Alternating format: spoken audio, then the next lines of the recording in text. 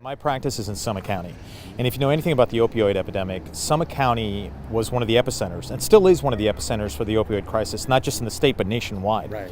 So I've actually had patients who have passed away from overdose. I've had families impacted by their family members passing away from overdose. So that is really what was the motivation for me to start looking into this. I started looking into this back when Colorado first legalized it from a medical perspective to see how it affected patients with chronic pain, what happened to the narcotic burden in that state. Did it go down? Did it go up? Did it stay the same?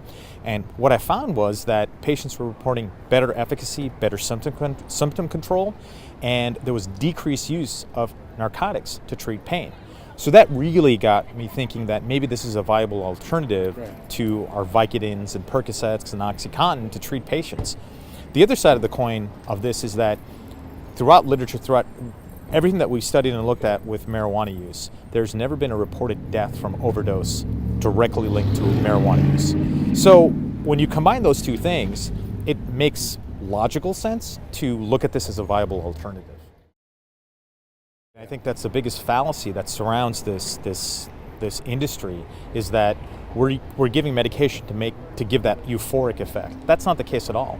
And in fact, when you look at the preparations that are specifically geared toward, for example, chronic pain, the THC content is very low. It's a CBD component, and we know that CBD does not cause that euphoric effect.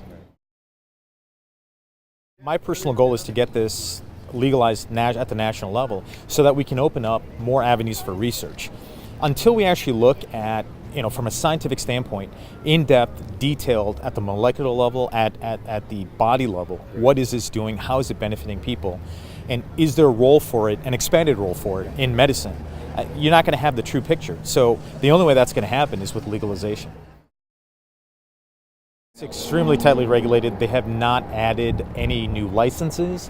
I don't know what that process is going to be, when that process is going to happen. And who knows? I don't know the answer to that question. I can tell you as of today, no new people can enter into this market.